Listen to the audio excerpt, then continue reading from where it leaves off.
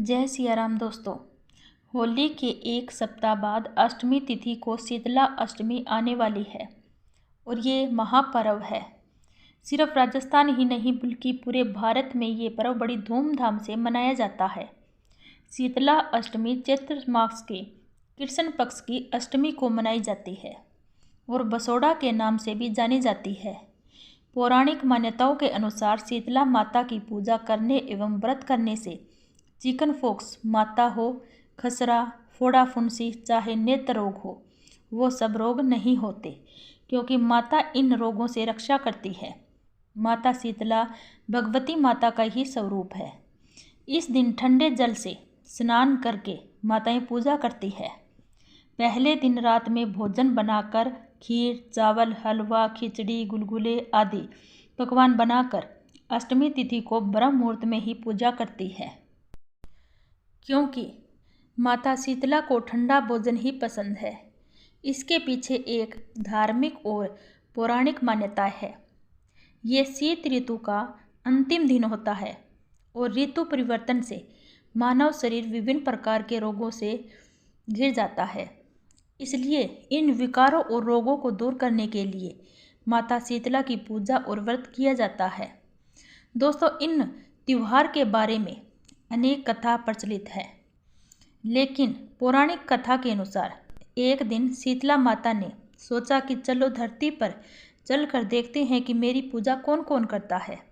तब शीतला माता ने एक बूढ़ी माई का रूप धारण किया और राजस्थान के डूंगरी गांव में माता जब गांव में जा रही थी तभी किसी ने ऊपर से उबलता हुआ पानी, चावल का पानी डाल दिया, जिससे माता के शरीर पर छाले हो गए और पूरे शरीर में जलन होने लगी और शीतला माता दर्द से कराहते हुए गांव में सभी से सहायता मांगने लगी, लेकिन गांव में किसी ने भी उनकी सहायता नहीं की।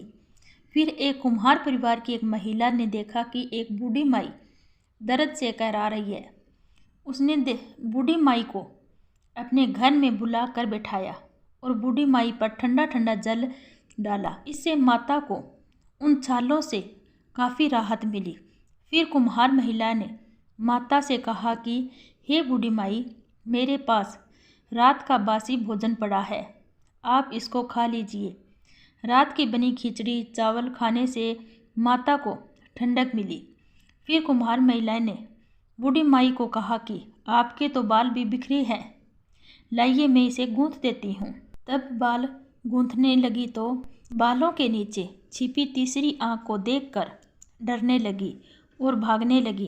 तभी शीतला माता ने कहा कि बेटी डरो मत, मैं शीतला माता हूँ। मैं तो ये देखने आई थी कि धरती पर मेरी पूजा कौन कौन करता है।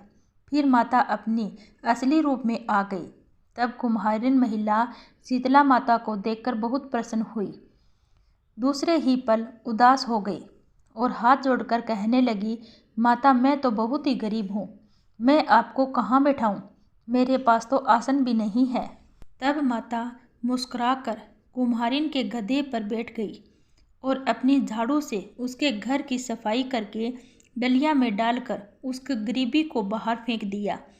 माता ने कुम्हारिन की श्रद्धा भाव को देखकर खुश हुई और उसे वर मांगने को कहा।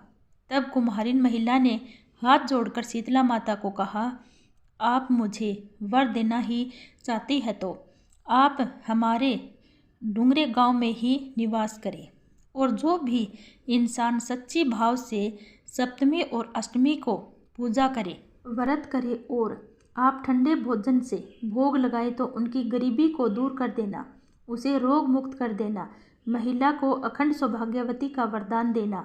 तब माता शीतला ने कहा, बेटी ऐसा ही होगा, लेकिन मेरी पूजा का मुख्य अधिकार कुम्हारों का ही होगा। तभी से ये परंपरा चली आ रही है।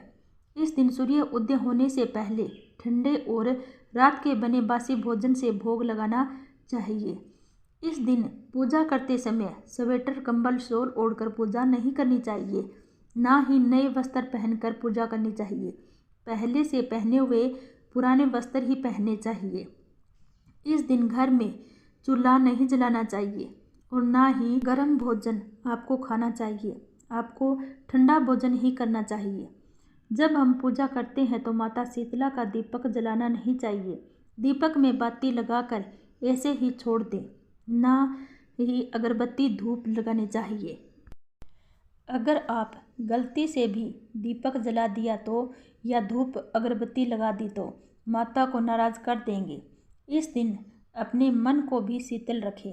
दोस्तों, इस दिन सुई में धागा नहीं पोना चाहिए। अगर आप टेलर हैं तो इस दिन छुट्टी रखें, क्योंकि इस दिन सुई में धागा नहीं पोना चाहिए और ना ही जानवरों को कष्ट देना चाहिए, इससे पाप लगता है। और ध्यान दें कि जब हम पूजा करते हैं तो हल्दी से स्वास्तिक जरूर बनाएं, क्योंकि हल्दी से माँ लक्ष्मी प्रसन्न होती है।